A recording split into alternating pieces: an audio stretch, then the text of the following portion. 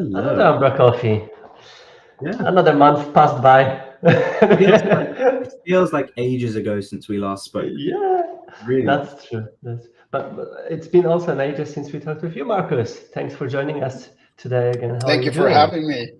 Really good, thank you. Kind of rainy in Sweden, but other than that, it's fine. Yeah, we've had kind of a extended summer here, so we're kind of spoiled with good weather, but I think it's getting to an end now, unfortunately. So for those that watched umbraCoffee last time, you'll remember I was saying how I've got back-to-back events and travel and whatever. So I've been everywhere since we last spoke. But I've been in the UK for all of about 36 hours since the middle of August. And everywhere I've been has been lovely, sort of 25 to 30 degrees Celsius, like really nice weather. And I've come back here and we have the heating on. It is raining. It is horrible. But yeah. But at least you're counting your stay at home in this kind of place in hours, not in days. So that's a different metric that you've taken right now. So that's crazy. But it finally reached the Poland as well, because it was pretty similar as you mentioned, Marcus. In Poland, it was extremely hot until let's say yesterday, maybe, or the day before. So now at least we're all getting there, and we're all feeling in the autumn spirits. And yeah, it's a festival season, as we titled this episode too. So it's a lot of things happening. There's a lot of things happening across all the communities, I would say. We will talk about it too. But yeah, another month passed by, and it's I don't know how time flies that fast, but it's like yeah, it's been a while. So let's talk about what happened in our umbracosphere first. And one thing that always remembers me about the new month is view profile, shared by Umbraco. And last month, in September, Janet was announced as view profile. So as always, the blog post highlighting all the journey and the involvement in the community of the specific profile being announced has been shared. And of course, for most of us probably who were active in the community have met Jenna here or there because she was very active. And oh, what an old picture, Callum. Yeah, 22. Yeah, I think that was my first Codecabin. years well, Marcus. Yeah, 22. It is old. Yeah, define old, right? For me, 2 years ago, it's like an ages ago already. You know, That picture is end of life. Yes. Yeah, that's definitely end of life. It needs to be updated as soon as I'm possible. holding a gun to Janae's head in that picture. Yeah. You would be banned from NBA for that. You know, that's sorry. But yeah, there is a lot of great stories from Janae's activities, and everyone can take a look on that. And of course, congrats for being named a new profile. But yeah, it's been another month, another reminder that we have a great community members everywhere, and still probably we have plenty months to come to highlight all of the people and all of the activities. Talking about this, there was a community visit in Odense this month, and Sebastian highlighted and summarized it a little bit from the perspective of all community teams members.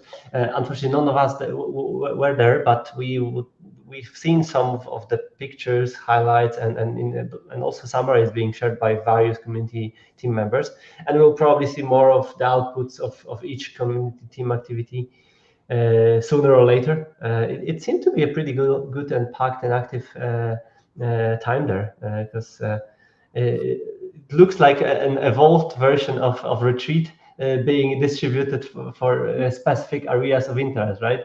Among the team members. So.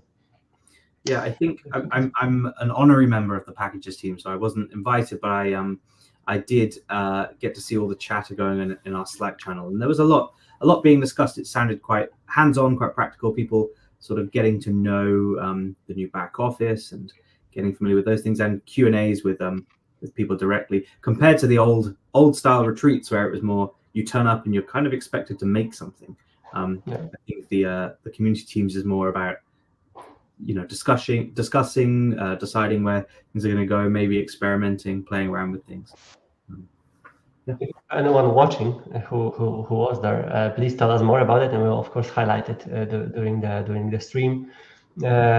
Yeah, and that's the community involvement from capture from this month when it comes to the teams. But of course, it's also about Umbraco. So there were a couple Umbraco releases also this month. And not only Umbraco, there was Umbraco 14.3 RC, right? That was the newest RC release. I'll be honest, I'm not keeping on top of 14 RCs because we're just not using it. That was my question. That was my question to you, Marcus, because I know you've been doing a lot of hacking and also work already with your packages and involvements. Are you up to date with RCs and 14? How's your journey? It was a little bit. There was some issue with the 14.2 with like installing the npm packages that I depend on as a package developer. So I'm kind of trying to, especially also when you build a package, you want it to be supported for as low version as possible. So I'm not sure. I might jump on the next one, but I've played with them. We used them when we were playing around during Codecabin this weekend. So I've tested out the newer versions, but not really building anything like not production-wise except for packages. Yeah. And you've mentioned Codecabin. That was one point on our agenda as well. How was it? You've mentioned that you were testing the version 14. I believe there was a lot about version 14 packages and everything that might be different. Yeah, it was. I mean, Codecabin is really nice. It's this. I don't know if I call it a conference when people ask me at work, but I'm not sure if it's really a conference. It's kind of a gathering of Umbraco people. In like the outside Manchester, or is it between Manchester and Leeds? No, Sheffield, right? Yeah, I don't know.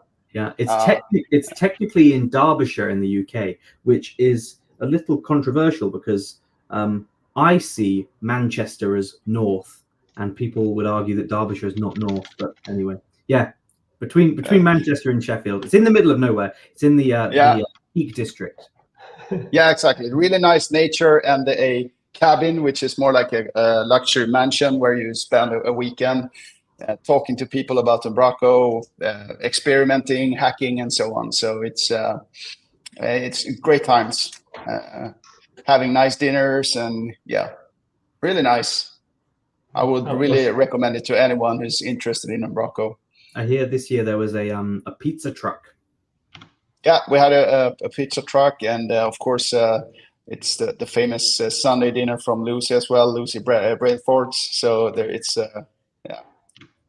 really nice. I was trying to find some tweets about it, but it was Instagram where I was exposed to all of those posts, and yeah, it looked as usual. It looked amazing from the perspective of observer, and all the attendees were always happy of attending, and we are mentioning it every year. So it seems to keep it up, and yeah, it looked amazing, and probably will, as you will see the outputs of it soon, or sooner or later. But yeah, it was like also the topics which were listed there, like neurodiverse strategies for work, life, and everything, or best practice for building package projects for version 13 and 14. Things like that. Yeah. It always makes sense, especially in the group of people being there from various areas and various points of the involvement, also including HQ members too. Right now, official HQ too. So it seemed to be really cool. Yeah.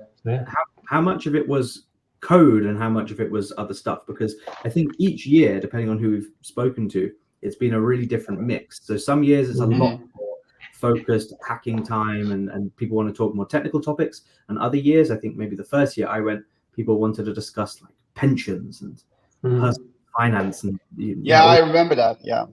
I mean, yeah, the first year, I think, no, wasn't the first year? We were there 1 year at the same time, but it was a lot of discussion at that time. It was like 2 days, full days of discussions. We were sitting in the sofas and talking. And I kind of like to hack a little bit as well. But this year it was like the first day was discussions, and then the second day was kind of a hackathon. I'm not sure, but we like kind of divided into groups and worked on stuff and helped each other. Someone wanted to release a a package, so I would go and help them, and someone other working on other stuff. So it was kind of nice for me, a really good mix, I'd say. Nice. And then I was attending this conference last week, which was called Beyond Code, and it was similar stuff because the code was completely banned from the conference, and that was a funny thing because we spoke about it multiple times, and that's also what you said, Callum, that often there is a lot of room for discussions beyond code because code is then done elsewhere, or we are often tired of coding or stuff like that.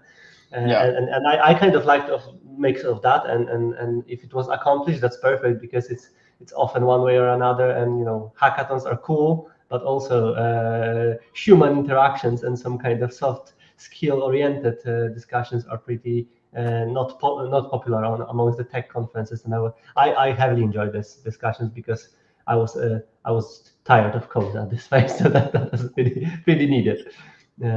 I feel that like with coding in these scenarios, you always bring like your laptop and you have a small screen, so you're not really productive. So like in that sense, it's kind of I really don't like to write code when I'm traveling because it takes more time. But it's kind of nice to bounce ideas on each other's and like collaborate, not just writing code, but more like working on stuff or on ideas.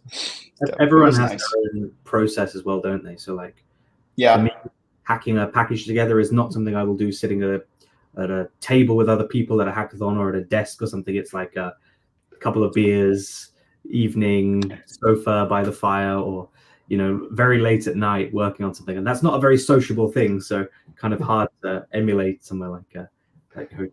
But for those that enjoy it, I heard other people went for a walk or something if they didn't fancy doing too much hacking. There was I did a walk as well. When I was packing for the trip, I said to myself, like, I'm not gonna bring my like rain jacket. I'm not gonna go for the walk if it's raining. And then it wasn't raining, so I was like, okay, I'll join. And then like 10 minutes into the walk, it started raining. So I had to take a shower for half an hour to get warm again. But it was fun. That's cool. So yeah, there's other stuff to do. Yeah, to answer your questions, a lot of other stuff to do if you want to. You don't have to hack. Yeah. That's awesome. And if anything was hacked, we'll probably see it sooner or later when being released. And yeah, let's maybe take a look on the packages, because we probably missed this segment last month, Callum, because we were not talking a lot about the release packages, and I like to take a look on the marketplace and see the recently added packages, and we can see a lot of not only use-skinned themes being added to the marketplace or updated in the marketplace, because they were constantly updating. But there are some packages like tax jar provider for Umbraco Commerce. The sales provider, the sales tax provider is a new feature of Umbraco Commerce in is it the 14 version, or is it is 14? Yeah, it is for version 14. So it's a new feature that's just come out, and it's something that was super messy and not nice to do before. So it's cool that Umbraco is actually building some of these. The one that I love, restrictions from Hussein, is cool. So it's just a way of basically, with some configuration, restricting your back office so that it can only be accessed on a certain domain, which we do currently with some messy code, as in it's an app setting on the different app pools, that sort of thing. But like, this is great. This is really good, and is something that I think Umbraco should just do out of the box, because they've got runtime modes, you've got a production mode, and you've got a CMS URL that needs to be configured when you're in production mode. So it'd be awesome if it just said, hey, you can only access the CMS on that URL. It solves a whole host of problems. Yeah, and it also removes a lot of problems with editors or wrong URLs being used to access the sites. And if you're using slots, it's getting more messy and more crazy. So that's a really cool package, and also one of my favorites from the recent updates. But also some HTML minifiers and a lot of updates for X-static. So the static site generation from some also ported or upgraded to support version 14. We've mentioned that a while ago, but it seems like now it received a lot of new sub packages or modules for Netlify, FTP, Git, and more. But there were two more that I wanted to mention. One was a simple forms package, which is some kind of alternative for forms handling when it comes to rendering and managing the forms. There were not so many alternatives for Umbraco form. There was one. What was the name of it? Can anyone remember that? It's by Nicholas. Nicholas. Yeah. But there was one. I do remember it as well, but I can't remember the name of it. But now we have also simple forms from Dyford, and it looks pretty cool from the outside. Formulate was the Formulate. Yes, that was the. Yeah, that's true. And one more which I saw somewhere. Of course, there's plenty of more other packages being released, but there was also a forum package, something what we have been discussing with someone, I can't remember who, at Codecabin, but who released the MediaWiz forums for Umbraco 14. And yeah, there was a need for forums still, and it seems like it delivers the basic functionalities for handling the topics, discussions, registration, membership, and all the other crazy stuff that forums were and are doing still. So that's cool. I don't want to send us down a path that we don't want to be talking about here, but I was looking at the marketplace yesterday, and I realized how there are so many packages that exist on the marketplace that are so specific for doing something very, very special in Umbraco. They're niche to Umbraco. And I was actually, this is kind of alienating for people coming to Umbraco for the first time and wanting to see a big list of all the things you can do. So we're going to talk about WordPress in a minute, but with WordPress, there is 10 different forum solutions, 10 different, blog themes. There's thousands, not tens, but loads and loads of these options. You want SEO, there's a bunch of plugins for that. And I don't think the marketplace does a very good job of servicing those up to users. So you have to go hunting for them, and it's instead just showing you all of these things that as Umbraco developers we really want. That admin URL thing is fantastic, but you need to know that you want it to go and find it, rather than someone coming for the first time and wanting to play with Umbraco and seeing, oh hey, look, here's a way I can build a blog with 2 clicks, and here's a way I can do a forum or newsletter management like you do, Marcus. Those sorts of things are more feature rich and should be highlighted more, I think. I was going to say, and probably hand it over to you, Marcus, because it's a product itself, the marketplace. It's a tough product, and also tough from both perspectives, because one is from, let's say, yours perspective as package creators. You want to see statistics, informations, or generally push a lot of information like updates, change logs, things like that. But from the other point of view, you want to find what you are looking for. And I still can't find what I'm looking for, even in WordPress ecosystem. So until you don't know what you are looking for, really specifically. So still, it's a really tough job. And I just opened, Marcus, your package just to see. For example, I didn't know that this is a thing that you can highlight that you were nominated for Umbraco Package Award or things like that. So to be honest, I didn't know that myself. Someone else did that. Thank you. So how are you finding a marketplace from the perspective of creator or I mean, I think it was a really good. I liked what you said, Colin, because it's kind of hard to find like the things that will help you like move things forward quicker. But sometimes it's really nitty gritty. It's a provider for some other package, which is basically not its own package. It's a package for another package. So maybe I guess it would be a good idea to find some way to highlight or like bigger things that you can do, like commerce. You can do personalization. You can do newsletters, of course. You can do yada. So I haven't been thinking about it a lot, but I think it makes sense to, if it would be possible, to try to find that angle. An idea that we surfaced in the package team quite a while back was this concept of package collections. So there is so many. Ecstatic is a great example there. Ecstatic is a package with then other things you install to then have other things you connect with. And the discoverability of those things you connect with is awesome, because someone will go for, I want to do static site generation with Netlify, and they will find ecstatic with Netlify. But in the marketplace, when you're browsing, it's probably not what you want to be looking for. You just want to see ecstatic, and it has all of these other things. The same with usync. You want usync with usync complete and all the other stuff underneath it. Commerce with all of, here's all the stuff underneath it. That doesn't exist yet either. So yeah, there's some work to be done, but I would hope we can make it more discoverable for people. I think that during Codecabin, one of the ideas from the hack was that Eric from the HQ, he had like a JavaScript framework Tinder app that he made. So maybe he can move that into the marketplace, so we can have some kind of swipe where you can amazing package Tinder.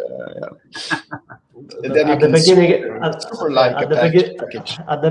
beginning, it would start with from a survey, right? What are you looking for here? It's like, are you looking for development tools? Are you looking for business product tools? A blog post for Scrift, it would have been in 2020, where I said we should have some kind of wizard that takes us through that installation experience. So this was back in the day when the installer, the Umbraco installer, was really quite the sort of critical part where you'd really choose what you wanted. Nowadays, of course, you can do it all via the command line. It maybe makes less sense. But the first time you boot Umbraco, give you a pop-up that says, what are you looking to build? Are you looking to build a headless solution? Okay, here's a link to the docs, what you need to enable. Or, oh, you're looking to build an e-commerce store? Great, here is X and Y and Z. And I know that there's some work going on to make, at some point, it's on the roadmap, like they're calling them starter kits on cloud, but the idea that you go to the marketplace and I could go to the commerce thing and click a button and it would spin up a cloud site with commerce installed,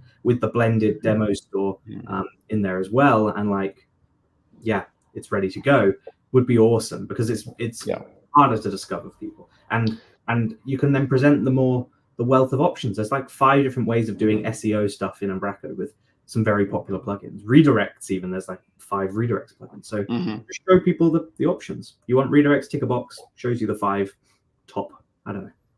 Yeah, would be cool. We can dream. We can dream. No one would stop us from dreaming, but at the same time, it is challenging. And what we are trying to do in our teams right now is to create the folders with the functionalities, and then also drop them between the projects and try to keep it as vertical slices of the functionalities that we want to ship for the specific project.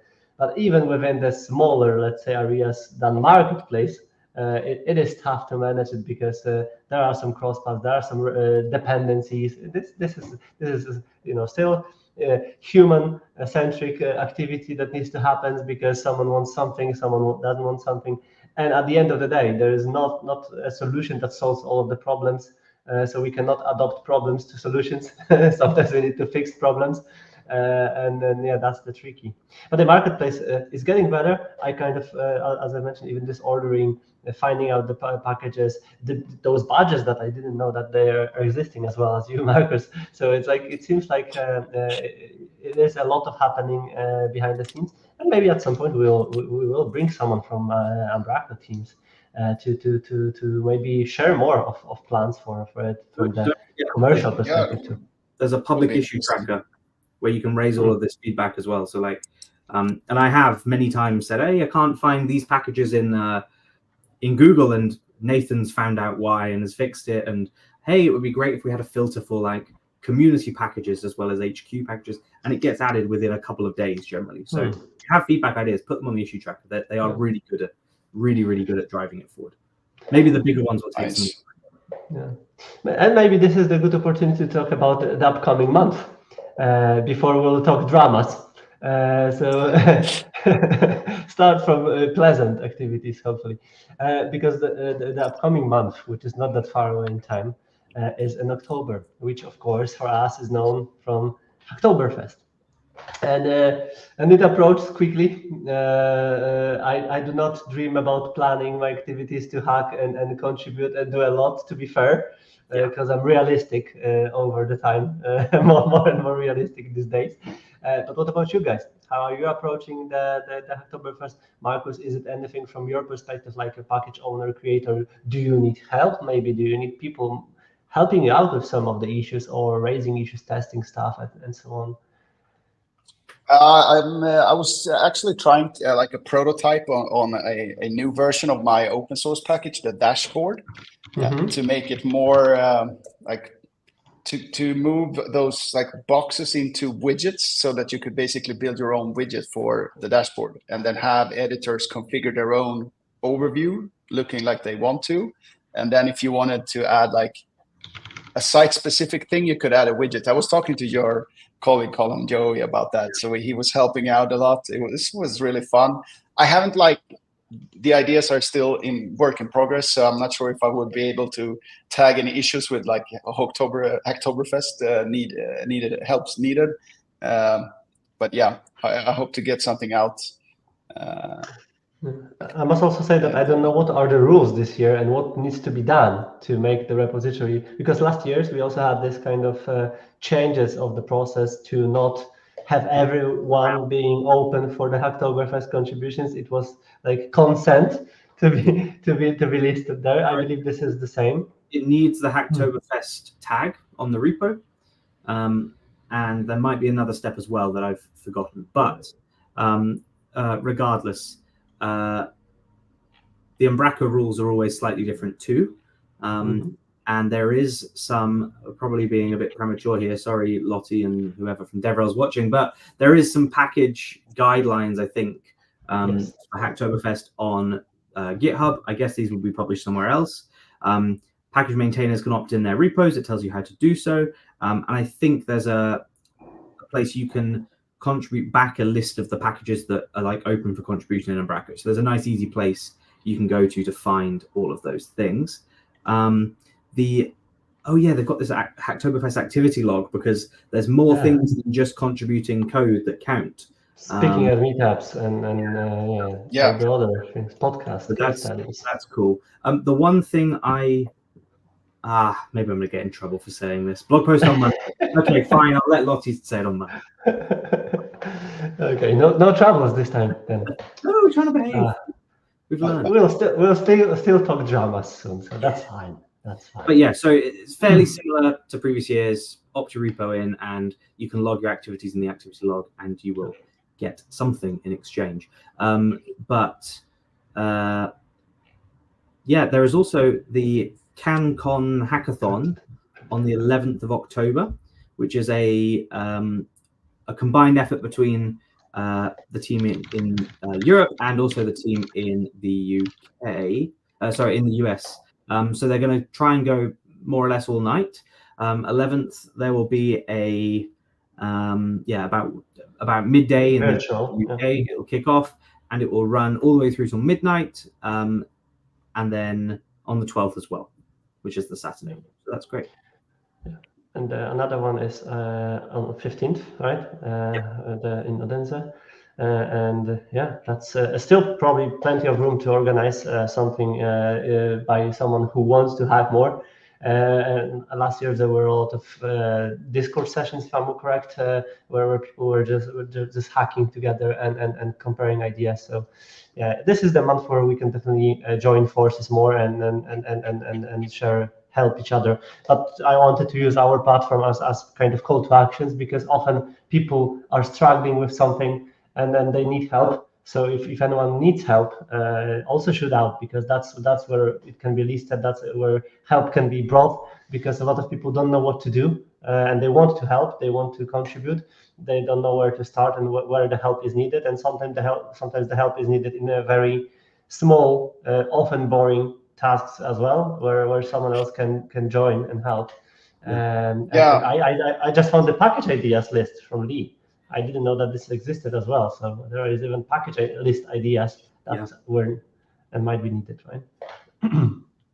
I mean, I think I got a couple of contributions last year, and people were like, "Can you add your package with this tag and yada yada? I want to have the Hacktoberfest points." But so I got like translations. It's a really simple thing that you can always do. It's really appreciated as a package developer to have someone that actually knows the language, so that you don't have to rely on some translation service. It's just really small things that you can just contribute with if you want to. And of course, previous years I've done like a Twitch stream during Hacktoberfest, and well, I'm away basically every day in October, so this might not be possible this year. But I was thinking, because I was it on umbraCoffee last time, I said, I confessed that I'd started to sort of get the 14 back office and the APIs, and it wasn't terrible. Was it then? Yes, that was then. I do remember that. So I said maybe I'll do a little stream or something. So maybe I'll try and do a stream sometime in October and share some of the things I've been working with the new back office. If people would like to use that as a way to get inspired working with 14, maybe for Hacktoberfest. That might be my level of contribution this year. I've got a couple other things on, a lot of events and organizing some events and a lot of travel. So we'll see. And we'll still probably do the umbraCoffee next month as well. So which we might tackle some of these topics. And people who are watching, let us know if you would like Callum to do this live stream, if there are any other topics that maybe we should focus on. And then we can try to bring some experts to the table who might help us to share this more wide. There's also a lot of hot topics, buzzwords or guided search, as I mentioned this. And there is a lot of still tries of merging it all together. I'm still not mentioning AI on purpose because there is a lot of mention about it. But also this month, Philip wrote a blog post that I wanted to refer to as well from his lighthouses that he mentioned in his keynotes on various events.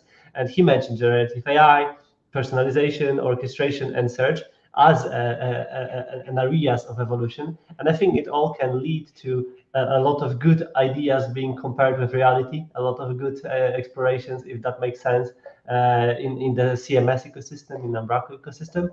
And yeah, maybe it will bring some more inspiration or ideas for people who might really build something what can be useful and also utilizing the new technologies or future-proof things. So that's it. But it can lead to troubles, and that's where we can talk about troubles maybe for a little.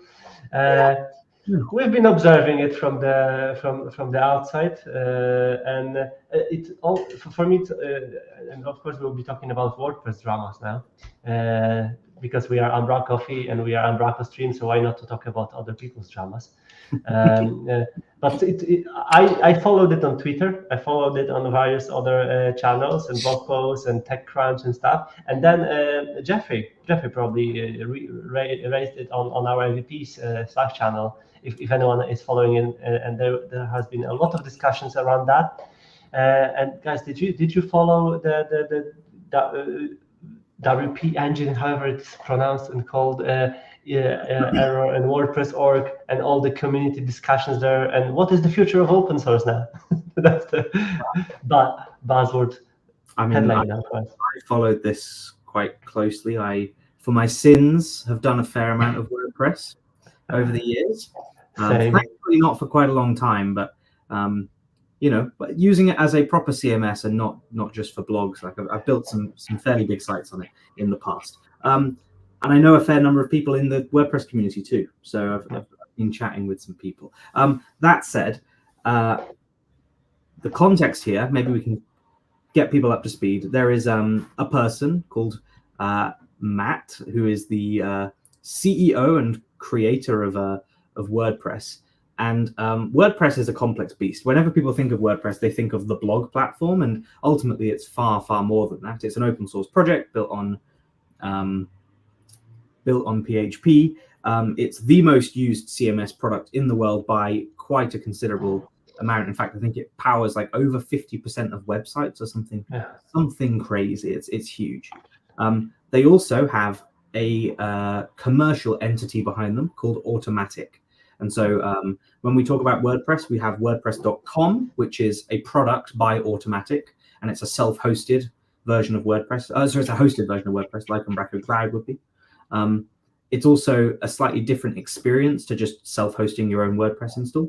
You can't necessarily customize all the code, And then you've got WordPress.org, which is considered the open source product. And that's where all of the plugins and the open source community sort of lives. There's a forum. It's very, very similar. Now, this is an ongoing, long-running feud. It's not just something that's cropped up in the last couple of weeks, but there is a company called WordPress Engine, WP Engine, and they they're a host for WordPress sites. And the ongoing feud for many years has been Matt, the CEO, feels that they are infringing on their trademark. I think if you read between the lines, the actual fact is they are a competing company with his commercial entity.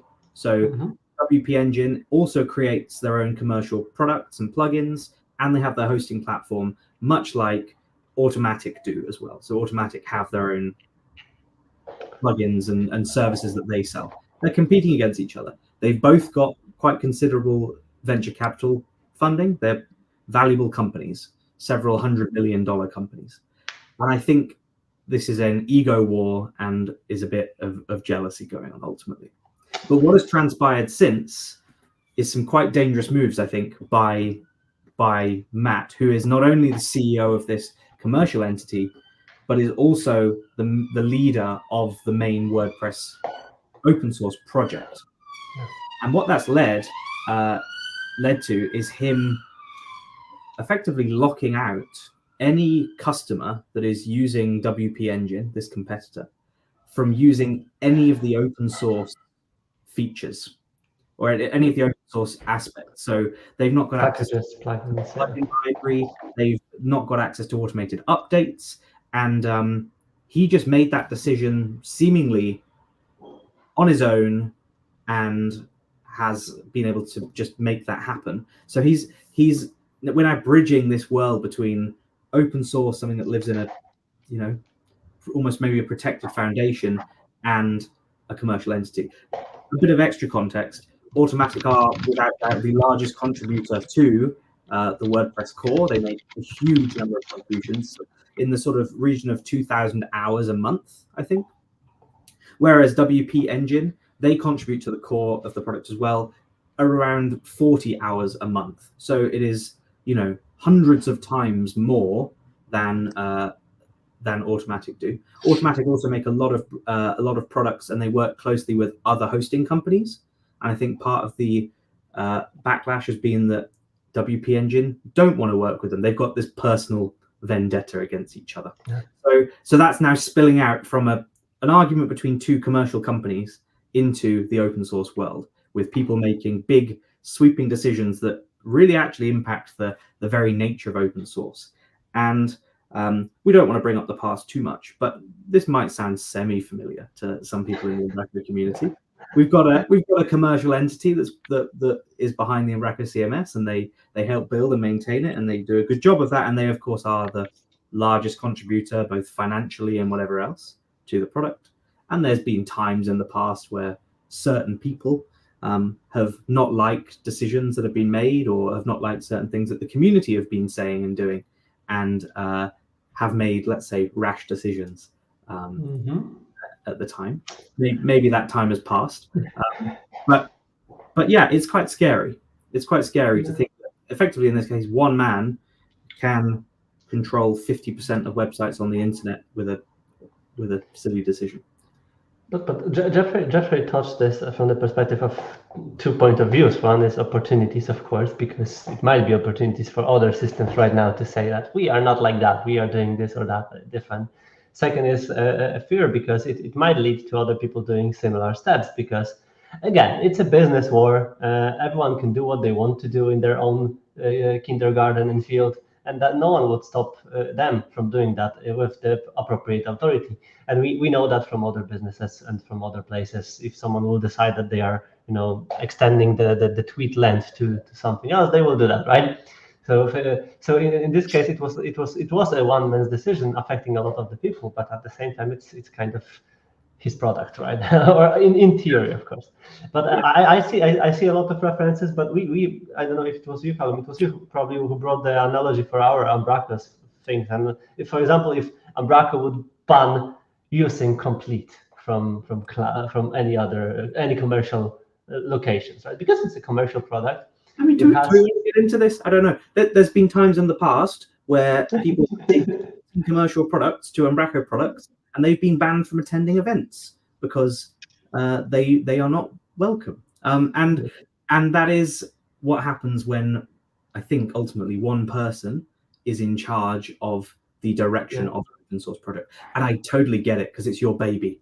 But there's a certain point where you reach a critical mass of users where you have to let go. And you have to understand that's the nature of open source. If something is released under, I think WordPress is GPL, so like an open source permissive license, people are allowed to fork, they are allowed to go and change. And I said in the Slack discussion, I see this going one of two ways.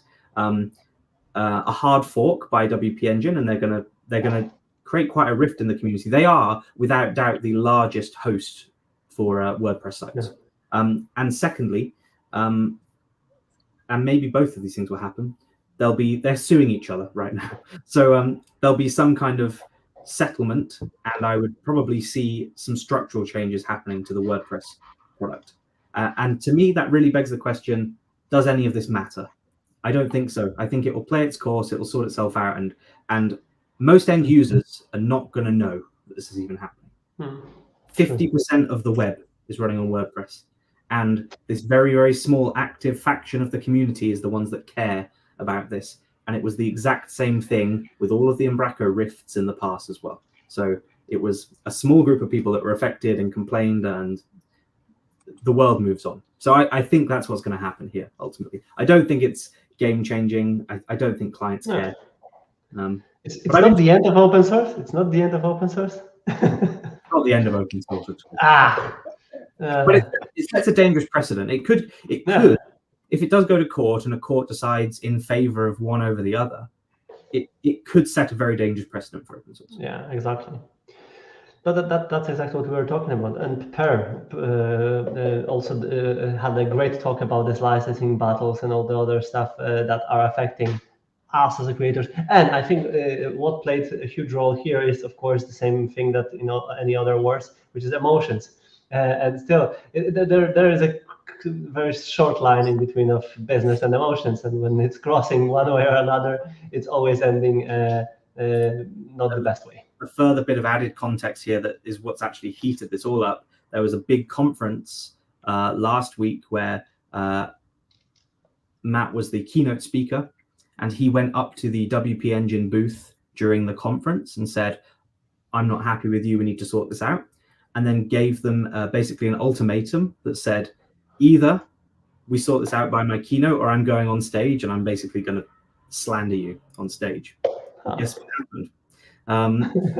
It is not a rational decision by any means.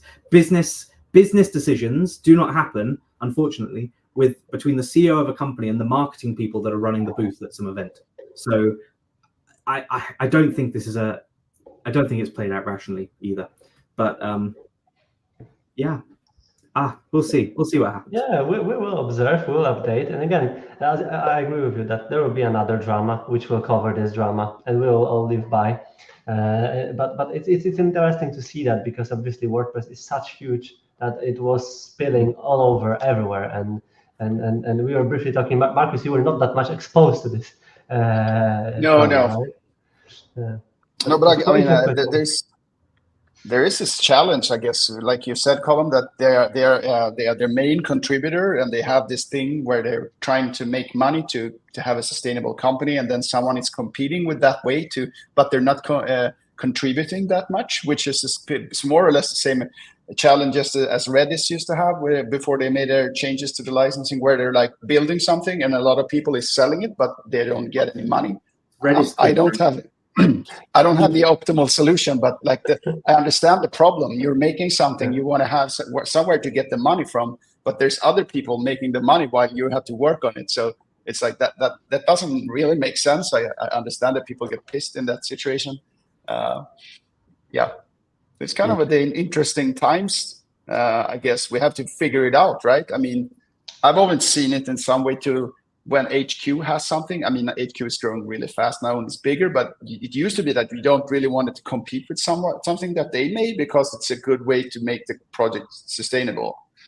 In terms of Umbraco, that's how I've been seeing it. But then we even discussed earlier how there is an alternative way of doing forms now, and Formulate back in the day, and those things were genuinely not tolerated in the past, but are I think competition's healthy now, and we have this idea of best of breed. And ultimately, if the community can make a product that is better than Umbraco can make, why not use it? I hate to bring this example, but I will. I think the community's widely adopted Usync because we believe it's, you know, a solid product, and there's a really generous free option. And Umbraco, of course, have deploy, and that works fantastically for them in cloud, and that's sort of where it's at home, and maybe more easier to sell into enterprises. But I think probably the adoption would say that Usync is the winner in that case, and that fight's always been okay. It's a best of breed thing, as Carl says. Yeah, more choice is much better for the community. I think that's what open source is actually about, isn't it? Yeah, choice. Exactly. We can maybe talk about our own licensing dramas, though, shall we? Yeah, that was my idea. Let's talk about choices and some decisions being made in our own field, because we were having this on the agenda to be mentioned. It's about TinyMC and the fact that it will be removed in Umbraco 16, but there will be, and there is already in some of the work in progress branches, a new editor, which we wanted to mention is not built by Umbraco from the ground. So several people, and I mean like 25 people, in the 24 hours after this RFC came out, were speaking to me and said, why are Umbraco building their own rich text editor? And let's just be abundantly clear, they really are not building their own rich text editor. But TinyMC has changed their license. TinyMC, much like as we were just discussing, started as a lovely open source project, for a long time has had a commercial element to it, but they sell plugins and all these sorts of things. They're changing the license, which means it's not suitable for the Umbraco CMS anymore to ship as part of an open source project with TinyMC 6. There was some chatter about potentially they will ship a dual license and they can have like a permissible license for open source projects, but it's not going to happen, and that's fine. So Umbraco have a choice. They either keep shipping a obsolete version that it's at its end of life version of TinyMC, or they switch to something else, which they've chosen this tip-top editor. A lot of people said to me, there's going to be another migration we have to do. I don't see why. They ultimately both output HTML, just text formatted as HTML. So I think the implication here is that you will just be able to swap between the two. And then the hope is that there will be an TinyMC plugin that you can install if you wish, and if you wish to take the license. So if you rely on all of the commercial plugins, they've got some fantastic AI plugins, for example, for TinyMC now. That already gives you a commercial license. So you'll just be able to install that and keep doing it. As Carl says, HQ's being proactive. I agree. It's a little late because 16 will come out in May next year, and TinyMC 5, the current version, goes end of life in October this year. But I think that's fine. We had end of life for so long that it's not an issue really. Yeah, I was going to mention this discussion because it just shows how some questions or challenges or specific use cases can be just quickly tested. And here it was an example about the word copy and paste from the document in the HTML. And I must say that I was amazed by the clear HTML being produced out of it, because that's yes, this is an HTML being outputted from the Word copy, which looks clean and looks really nice. And still, it's just an HTML at the end of the day. But of course, probably it will be a tough change for people who. And I saw this website. Where there was everything was implemented as TinyMC plugin, and that was crazy. Crazy. But that would be tough change for this kind of implementations. But at the end, if the RT was used as it should be, without too many cross paths, the HTML can be moved over and still will be editable. Arguably as well, a lot of people created TinyMC plugins because with macros in the past, it wasn't possible to create this this really nice editor experience. And I think now with RT blocks, you can get a lot of the way there. A lot of the way there with building a much better experience. And so plugins are less important now too. You can have inline previews, you can have stuff that opens in another interface. So we in the CMS team, we discussed RTE blocks extensively. And I think that was our conclusion, that this is the replacement for 99% of cases, and that's fine. And also, if you don't like it, fine. Keep using TinyMC. You're just going to pay for it, or use CKE editor, right? That's still. So the way it works is they've abstracted that core concept of what an RTE means and how it works, and it takes markup and it renders your internal links, etc. That's all separated from the actual implementation of the UI. So you can swap out the UI layer for another library and keep all of the core that Umbraco maintains, and that will work and continue to work. So that's good too. Yeah. We can always use Gutenberg or some other ones from WordPress, right? So I was going to just remember this. Now Elementor or whatever. But it seems to be really interesting, and of course I'm looking forward to it. I played a lot recently with TinyMC, with blocks being an alternative for macros inside of the content. It worked pretty well. So something got broken in my back office in a couple of the projects because some styles were off for TinyMC plugins, or something was not already supported. But I believe this is also because the TinyMC being a little bit behind the back office changes. So yeah, we are looking forward to it, and I didn't know, I must say, about TipTap at all. So it seems to be something what does a lot of things and will do its job. Probably something that does a lot of things. It's kind of a headless. They call it like a headless RT. I mean, I guess as long as the word headless is there, I guess it's good, right? AI content AI. But I was thinking about building a plugin to browser. It was a buzzword hunter or buzzword counter, which will count the buzzwords on your website, and there's a lot of that. It must be a good product. It must be a good product. They know they are selling right now. But we'll see. We'll of course verify that, and not we. Our editors will verify that, and they will still either name Umbraco as the friendliest CMS on earth, or not. We'll see, and hopefully they will keep it up like that. So my understanding is with TipTap, they could basically make an interface that looks exactly the same as the TinyMC interface currently if they really wanted to. Like it can give you nothing or it can give you everything. So they can strip it right back. So we'll see what the actual implementation ends up looking like. I'd expect they'll redesign it slightly, but it seems like a really good choice. And just to add as well, there is plugins now you can use for even 13, I think built by the wonderful people at ProWorks, that you can use the Pro TinyMC in Umbraco now as well. So that if you wanted to swap out and you're going to go all in on TinyMC, you can do it now. There's no harm. Yeah. Cool. And that slowly wraps up the content for our episode. There's one thing that I wanted to mention as well, because it's October next month, but then it's November, and then it's December, which means it's Christmas almost, right? So, but that's one deadline that I was reminded about this week by Adrian, who probably is watching this. 24 days are still hopefully looking for authors, because the right for us is being open. And we didn't mention a lot of blog posts this time, because there has been a lot of them. I have a couple of them opened from Korny, from Piotrek and Wojtek, and a lot of other people who wrote cool stuff this month and previous months. But check them out on either UMBFYI or other sources of blogs.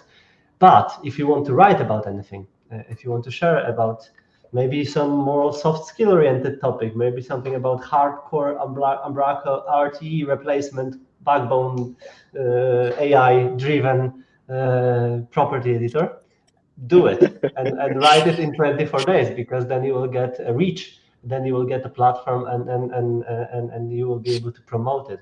And I must say that I like this part of the year. And I'm already looking forward to it, because every year is the same. It's like a lot of useful things, a lot of things that were not even mentioned anywhere else, but they are always brought back and shared there. And yeah, it's 24 authors will be selected, which is a very exclusive amount of people who will share something.